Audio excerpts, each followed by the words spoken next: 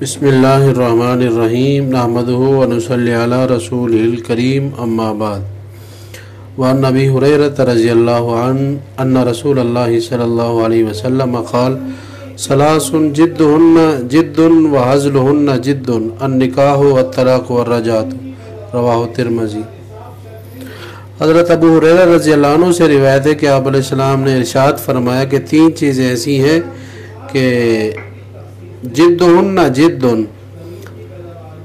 ان کی حقیقت بھی حقیقت ہے، اور وہزلہن جد، اور ان کی مذاق بھی حقیقت ہے۔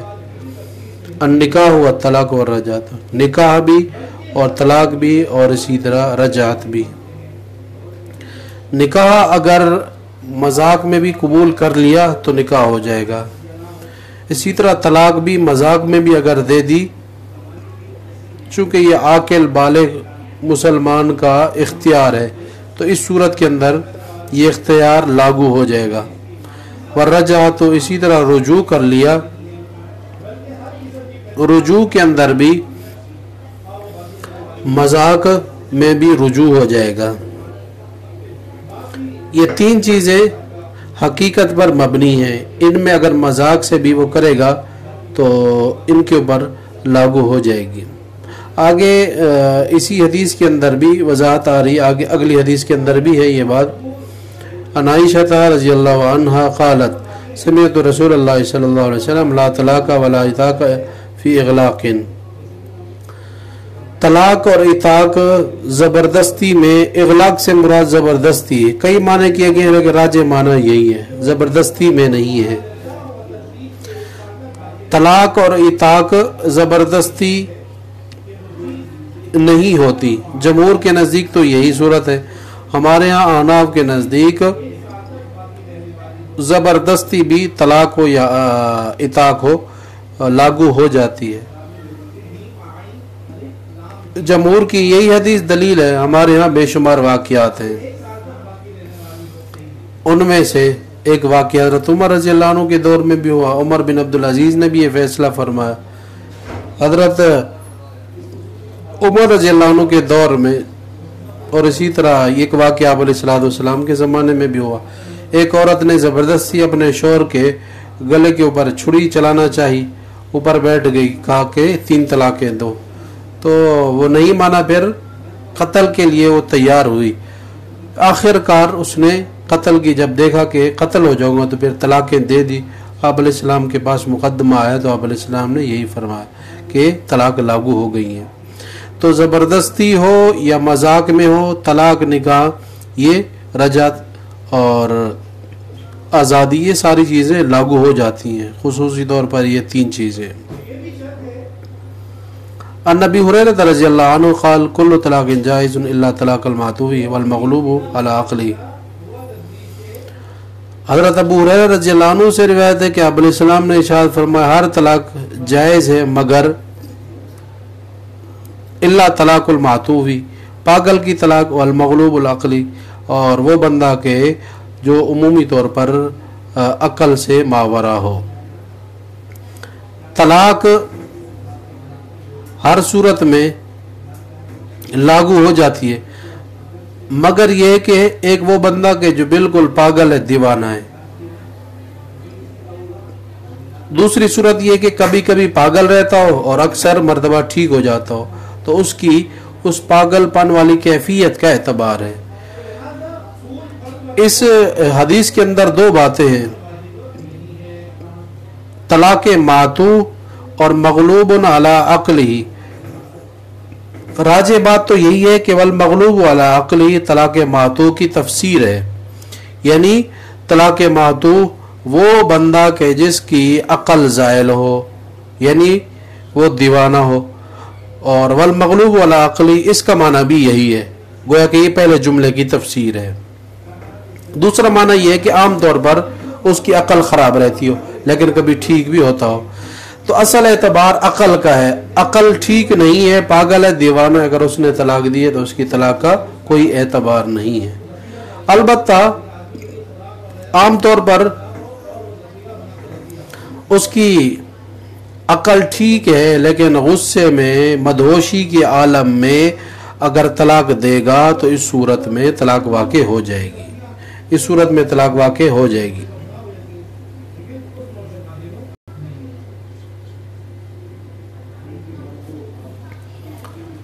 چونکہ اب یہ دیوانوں میں نہیں ہے، غصے کی حالت میں ہے، مدہوشی کی حالت میں ہے۔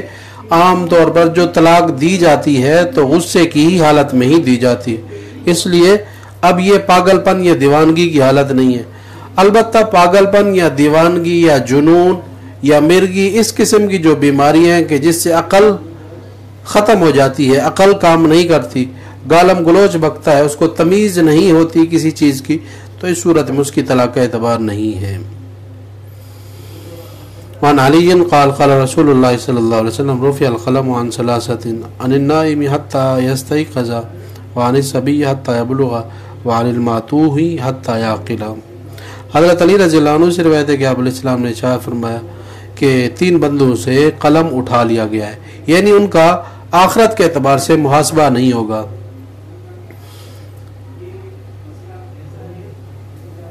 ایک وہ بندہ جو سویا ہوا یہاں تک کہ بیدار ہو جائے، سونے کی حالت میں اگر کوئی طلاق دیتا ہے یا کوئی بات بکتا ہے تو اس کا کوئی اعتبار نہیں۔ اسی طرح بچہ، یہاں تک کہ اس بچے کے بھی گناہ ثواب، گناہ کا تعلق یا کوئی ایسی حرکت کرتا ہے کہ جس سے کوئی حکم صادر ہوتا ہے، سزا یا طلاق، اس طرح کے احکام صادر ہوتے ہیں، تو اس سے بھی اس بچے کا بھی کوئی اعتبار نہیں ہے حتیٰ یبلغ، یہاں تک کہ وہ بالغ ہو جائے، اس لیے کہ بالغ ہونے کے بعد عقل کامل ہوتی ہے اور فیصلے جو خرید و فروخت کے ہوں یا دیگر معاملات کے تو بلوغت کے بعد اس کا اعتبار کیا جاتا ہے۔ وعن المعتوہ حتی یعقل، اور اسی طرح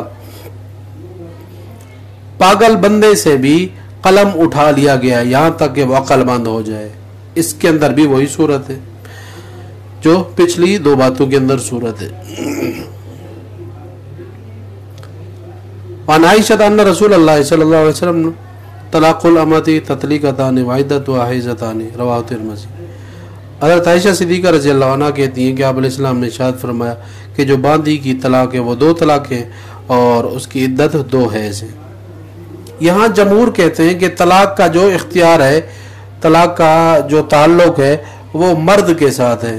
ہم احناف کہتے ہیں کہ طلاق کا جو تعلق ہے وہ عورت کے ساتھ ہے، یہاں جیسے کہ واضح دلیل موجود ہے۔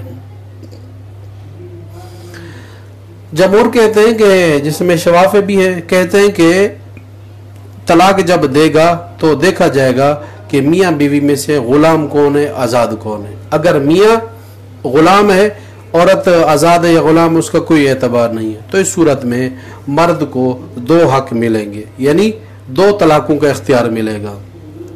اور اگر بیوی، ہمارے ہاں جو احناف کی ترتیب ہے، بیوی کو دیکھا جائے گا بیوی غلام ہے یا آزاد ہے۔ آزاد ہے تو وہی 3 طلاقوں کا حق ہے اس کو، کہ اس کا شوہر 3 طلاقیں ہی دے گا۔ اور اگر وہ باندھی ہے تو اس صورت میں اس کو 2 طلاقوں کا حق ہے، جیسا کہ ہم اس حدیث کے ذریعے دلیل دیتے ہیں۔ وعدتها حیضتان، اس کی عدت 2 حیض ہے۔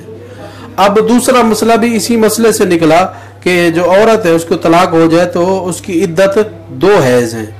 اب یہاں پتہ چلا کہ ہم جو قروء سے مراد جو عدت والی عورت ہے 3 حیض گزارے گی یا 3 قروء یعنی طہر گزارے گی، اس دلیل سے بھی یہ دلیل بنتی ہے کہ آپ علیہ السلام نے یہاں دیکھیں 2 حیضوں کا ذکر کیا ہے۔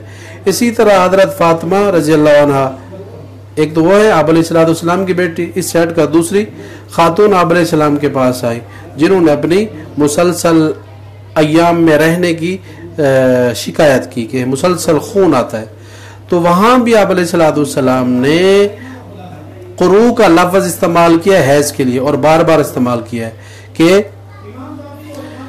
جب قروء کے دن ہو تو اس وقت تو نماز نہیں پڑھے گی، قروء سے مراد یعنی حیض کے دن ہو، اس سے ہٹ کر جو دن ہوں گے تو پھر ان دنوں کے اندر وضو یا غسل کر کے وہ عورت پھر نماز پڑھے گی۔ تو ہم کہتے ہیں کہ عورت کے لیے جو عدت ہے، متعلقہ عورت کے لیے جو عدت ہے، عدت گزارے گی طہر کے اعتبار سے نہیں بلکہ حیض کے اعتبار سے عدت گزارے گی، اس کے 3 حیض ہے۔ دیگر جمہور کے نزدیک عورت کی جو عدت ہے وہ طہر کے اعتبار سے ہے، یعنی پاکی کے جو دن ہیں ہر مہینے جو پاک رہتی ہے تو ان دنوں کا اعتبار کیا جائے۔ ہمارے ہاں یہ راجح قول، راجح بات یہ زیادہ واضح ہے، قرآن حدیث میں بھی حیض کا ذکر ہے تو اس لیے یہ ہمارے دلائل زیادہ مضبوط ہے۔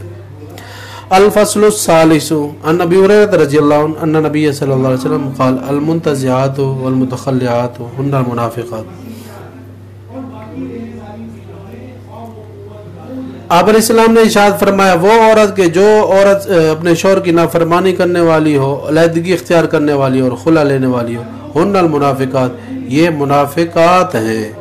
یعنی ظاہری طور پر تو بیوی اپنے آپ کو شمار کرتی ہے کہ میں فلاں کی بیوی ہوں، لیکن حقیقی طور پر اطاعت فرما برداری، جس طرح منافق ظاہری طور پر تو پیش کرتا ہے کہ میں مسلمان ہوں، حقیقی طور پر وہ مسلمان نہیں ہوتا۔ گویا کہ یہ ایسی عورت منافقوں والی حرکت کر رہی ہے، اس کو نہیں کرنا چاہیے، اگرچہ حقیقی طور پر کوئی مسلمان عورت منافق نہیں ہوتی، اسی طرح حقیقی طور پر کوئی مسلمان مرد منافق نہیں ہوتا۔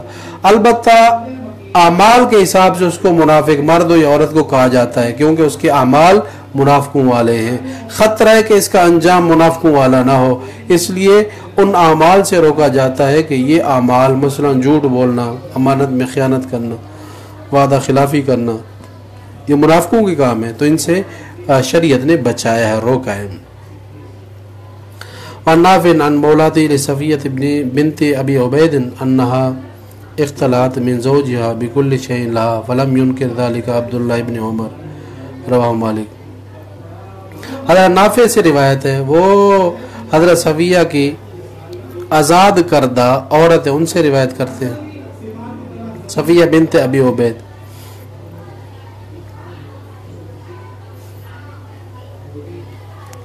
صفیہ بنت ابی عبید انہوں نے خلا لیا من زوجیا اپنے شوہر سے، بکل شین ساری چیزوں کے بدلے میں جو اس کے پاس ہی، فلم ان کے ذالک عبداللہ ابن عمر، اور اس کے اوپر حضرت عبداللہ بن عمر نے کوئی نکیر نہیں کی۔ مراد یہ ہے کہ عورت سے خلا لیتے وقت، عورت کو خلا دیتے وقت اس صورت میں کتنا مال لیا جائے گا؟ راجے اور جمہور کے نزدیک جو صورت ہے وہ یہی ہے کہ جو اس نے حق مار دیا ہے وہی لے لے، زیادہ سے زیادہ اگر اور مال لے گا تو اگرچہ مال لینا خلا کی صورت میں جائز ہوگا لیکن مکروہ عمل ہے، اس کو نہیں لینا چاہیے۔ خلا کے اندر وہی جو اس نے دیا ہے وہی لے لے، خواہ وہ حق مہر کی صورت میں ہو یا دیگر ہدیے یا دیگر کسی چیز کی صورت میں ہو تو وہ لے سکتا ہے، اور بہتر سے بہتر صورت یہی ہے کہ جو حق مار دیا وہی لے، اس کو چھوڑ دے، خلا میں اس کو جانے دے۔ البتہ اگر اس نے کوئی زیادہ لیا فلم ان کے ذالک عبداللہ ابن عمر، اس کے اوپر حضرت عبداللہ بن عمر نے کوئی نکیر نہیں فرمائی، اس سے پتہ چلا کوئی ڈانٹ ڈپٹ نہیں کی اور اس مسئلے کو ناجائز قرار نہیں دیا، اس لیے اس سے یہی ثبوت ملتا ہے کہ کام تو جائز ہے اگرچہ ناپسندیدہ ہے۔ وعن محمود بن لبید قال اخبر رسول اللہ صلی اللہ علیہ وسلم عن رجل طلق امرأته ثلاثا تطلیقات جمیعا فقام غضبان ثم قال ایلعب بکتاب اللہ عز وجل وانا بین اظہرکم حتی قام رجل فقال یا رسول اللہ الا اقتلہ، رواہ النساء۔ حضرت محمود بن لبید رضی اللہ عنہ سے روایت ہے، کہتے ہیں کہ آپ علیہ السلام کو اطلاع دی گئی ایک بندے کے بارے میں کہ اس نے اپنی بیوی کو 3 طلاقیں ایک ساتھ دے دی۔ آپ علیہ السلام کھڑے ہوئے غصے کی حالت میں، اور اس کے بعد فرمایا کیا اللہ کی کتاب کے ساتھ تم کھیل ہنسی مذاق کرتے ہو، اور حالانکہ میں تم میں موجود ہوں۔ یہاں تک کہ ایک آدمی کھڑا، اس نے عرض کیا اللہ کے رسول آپ مجھے اجازت دے میں اس بندے کو قتل کر دوں۔ انہوں نے سمجھا کہ شاید یہ اس طرح کی حرکت کر کے کافر ہو گئے، اس لیے میں قتل کر دوں، یا ظاہری آپ کی ناراضگی کی وجہ سے۔ یہاں جو آپ علیہ السلام ناراض ہوئے، چونکہ آپ کے زمانے میں آپ نے سختی سے کہا ہوا تھا طلاق دینی ہے تو ایک، یا پھر جو دوسری صورتیں کہ طور میں طلاقیں دی جائیں۔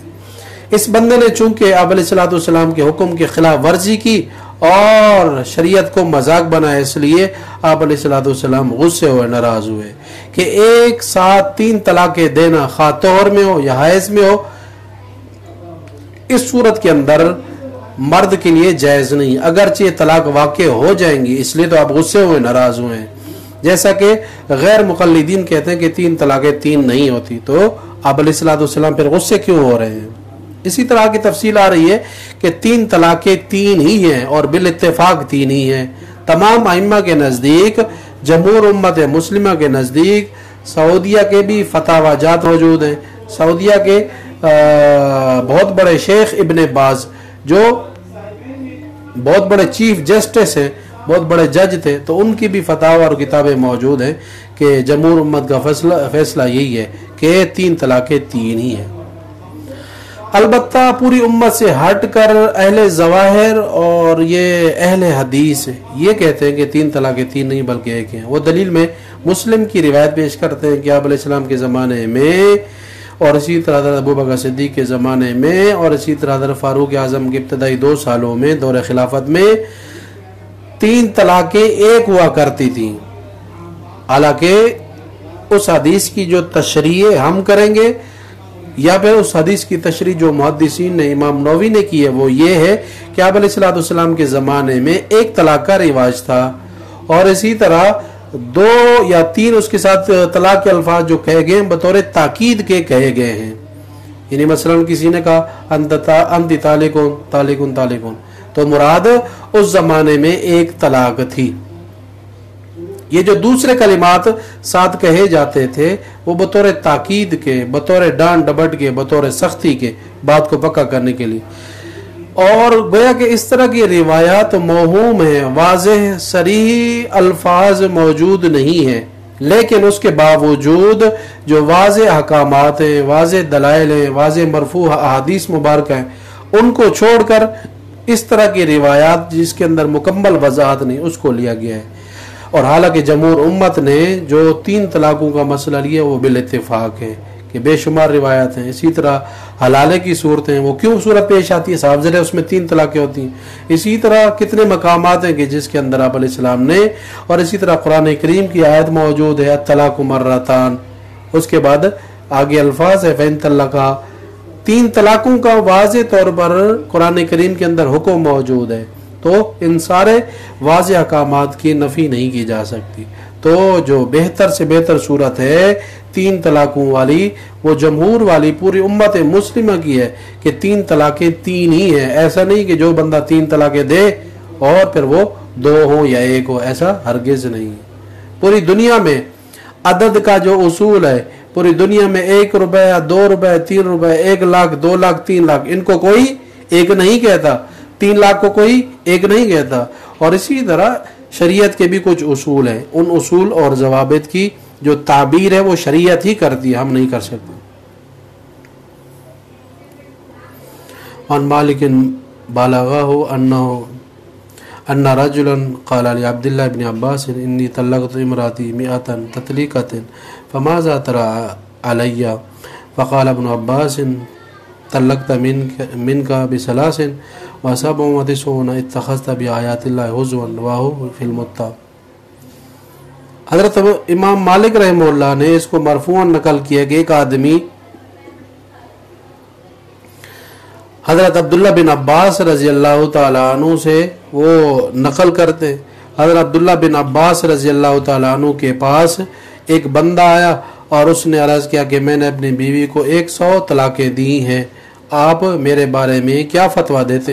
تو ابن عباس رضی اللہ عنہ نے فرمایا کہ تیرے طرف سے 3 طلاقیں واقع ہو گئی اور باقی 97 طلاقیں وہ 97 طلاقوں کا تو نے گویا کہ اللہ تعالیٰ کی آیات کا مذاق اڑایا ہے. تو گویا کہ یہ آپ کی ڈانٹ ڈپٹ ہے اور 3 طلاقیں 3 واقع ہوئی ہیں اور یہ واضح الفاظ ہیں. اور یہ روایت موطا امام مالک میں ہے. وعن معاذ بن جبل قال قال لي رسول الله صلى الله عليه وسلم يا معاذ ماذا خلق الله ما خلق الله شيئا على وجه الارض احب اليه من العتاق ولا خلق الله شيئا على وجه الارض ابغض اليه من الطلاق. حضرت معاذ سے آپ علیہ السلام نے ارشاد فرمایا اے معاذ، اللہ نے جتنی بھی روئے زمین میں چیزیں پیدا کی ہیں سب سے جو اللہ تعالیٰ کو پسندیدہ چیز ہے وہ یہ کہ کسی غلام کو یا باندھی کو آزاد کرنا ہے. اور اللہ تعالیٰ نے جتنی بھی روئے زمین میں چیزیں پیدا کی ہیں جو اللہ تعالیٰ کو سب سے زیادہ ناپسند ہے وہ طلاق ہے. اور پھر طلاق میں بھی 3 طلاقیں ایک ساتھ دے دینا اللہ کے رسول کو ناپسند ہے. وعن عائشہ قالت جاءت امرأة رفاعة القرظی इला रसूलिल्लाह सल्लल्लाहु अलैहि वसल्लम फ़क़ालत इन्नी कुन्तु इंदा रिफ़ाअता फ़तल्लक़नी फ़बत्ता तलाक़ी फ़तज़व्वजतु बअदहु अब्दुर्रहमान इब्न ज़ुबैर व मा मअहु इल्ला मिस्लु हुदबति सौबी फ़क़ाल अतुरीदीना अन तर्जिई इला रिफ़ाअता क़ालत नअम क़ाल ला हत्ता तज़ूक़ी उसैलतहु व यज़ूक़ु उसैलतकी मुत्तफ़क़ुन अलैह। अब ये मसला है कि 3 तलाक़ें एक साथ दे दी हैं।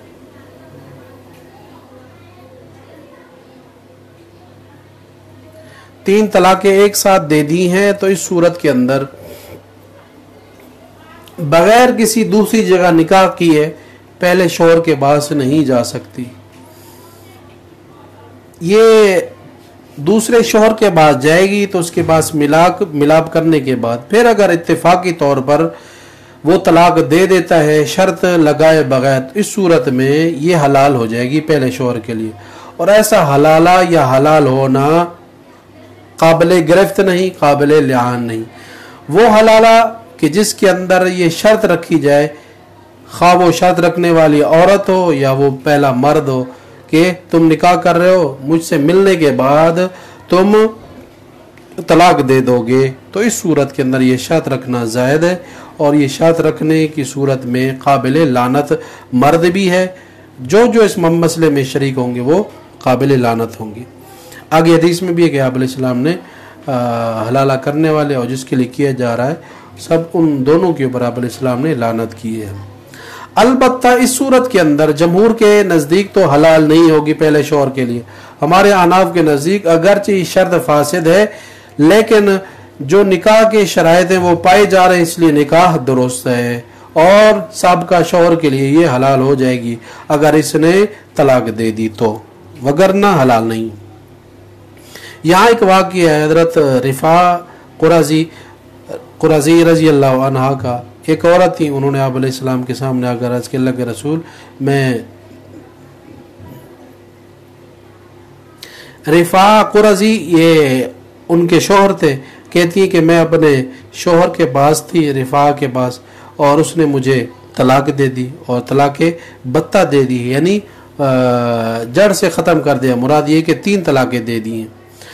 और उसके बाद फिर मैंने अब्दुर्रहमान बिन ज़ुबैर से शादी की। अब्दुर्रहमान बिन ज़ुबैर, हज़रत ज़ुबैर जो मशहूर साहबी हैं वो मुराद नहीं, बल्कि ये कोई दूसरे साहबी हैं। अब्दुर्रहमान बिन ज़ुबैर से, यानी पहले शौहर ने तलाक दे दी, रिफा ने तलाक दे दी और तलाक़ें भी बत्ता यानी मुकम्मल 3 तलाक़ें दे दी हैं। और इस सूरत में फिर उसके बाद फिर मैंने इद्दत गुजरने के बाद ज़ुबैर से शादी की, अब्दुर्रहमान बिन ज़ुबैर से की है। और मा माओ इल्ला मिस्लु हुदबति सौबी, और नहीं है उसके पास मगर ये कि जैसे कि कपड़े का किनारा, कपड़े का पल्लू। मुराद ये कि वो ना मर्द हैं। फ़क़ालत अतुरीदीना, उसने गोया कि किनाया अल्फाज इस्तेमाल किए, मर्दाना क़ुव्वत उसमें नहीं है, मुझसे वो मिलाप नहीं कर सके। तो इस मौके के ऊपर आपने फरमाया अतुरीदीना अंतर जाई इला रिफ़ाअता, क्या तू अपने शौहर रिफ़ा जो साबका शौहर है उसके पास जाना चाह रही हो? क़ालत नाम, उसने अर्ज़ किया जी हाँ। काल, आपने इरशाद फरमाया तो उसके पास वापस नहीं जा सकती यहाँ तक कि ये जो दूसरा शौहर अब्दुर्रहमान बिन ज़ुबैर है ये तेरा मज़ा चख ले और तू उसका मज़ा चख ले। हत्ता तज़ूक़ी उसैलता, यहाँ तक कि तू उसका मज़ा चख ले, व यज़ूक़ उसैलता की, और वो दूसरा जो शौहर है अब्दुर्रहमान बिन ज़ुबैर वो तेरा मज़ा चख ले। मुराद ये कि दुखूल कर ले, मिलाप कर ले। खाली मिलाप काफ़ी नहीं है, पर्दे में जाना ज़रूरी नहीं है, बल्कि उसके साथ दुखूल भी ज़रूरी है। दूसरा जो शौहर है 3 तलाक़ों के बाद जो उससे निकाह किया जा रहा है, निकाह हुआ है, तो उसकी सूरत के अंदर वती करना भी लाजिम है। वती के बाद बगैर किसी शर्त के अगर वो तलाक दे देता है तो साबका शौहर के लिए बीवी हलाल हो जाएगी, वगरना 3 तलाक़ें देने के बाद उसी के पास रखना, उसी के पास रहना नाजायज़ हराम है। और इससे बच्चा पैदा होगा तो वलादुज़्ज़िना पैदा होगा। अल-फ़स्लु अस्सानी अन अब्दुल्लाह इब्न मसूद क़ाल लाना रसूलुल्लाह सल्लल्लाहु अलैहि वसल्लम अल मुहल्लिल वल मुहल्लिल लहू। आप इस्लाम ने इरशाद फरमाया कि अल्लाह ताला की लानत हो उस बंदे के ऊपर जो हलाल करने वाला है और जिसके लिए हलाल किया जा रहा है, यानी बीवी को हलाल करना साबका शौहर के लिए आप अलैहिस्सलाम ने लानत की है। हज़रत अब्दुल्लाह बिन मसूद कहते हैं लाना रसूलुल्लाह, अल्लाह के रसूल ने लानत फरमाई है उस बंदे के लिए, मुहल्लिल वो बंदा के जो दूसरा शौहर है, मुहल्लिल लहू वो बंदा के जिसके लिए हलाल किया जा रहा है, यानी पहला शौहर। तो इस तरह की बीच में शर्त रखी पहले शौहर ने कि मेरी बीवी को उसने कहा कि मैंने 3 तलाकें दे दी हैं, अब मैं उसके पास नहीं जा सकता, रुजू नहीं कर सकता, अब तुम उससे निकाह कर लो, दुखूल कर लो, उसके बाद फिर तलाक दे दो। इस तरह की शर्त रखना नाजायज़ और हराम है। और हमारे यहाँ अगरचे ये शर्त फासिद हलाल हो जाएगी, जमहूर के नज़दीक हलाल नहीं होगी। और ये जो आप अलैहिस्सलाम डांट डपट पिला रहे हैं, इस गलत शरत की वजह से, गलत अकद की वजह से आप अलैहिस्सलाम नाराज़गी का इजहार फरमा रहे हैं। वगरना पिछली रिवायत में तो खुद आपने फरमाया कि वो तेरा मज़ा चखे और तू उसका मज़ा चखे, उसके बाद फिर जाएगी। तो वहाँ ऐसी कोई शर्त नहीं थी। यहाँ अगर शर्त रखी गई है हलाला करने के अंदर तो इस सूरत में नाजायज़ है और काबिल लानत है। अस्सलामु अलैकुम रहमतुल्लाह।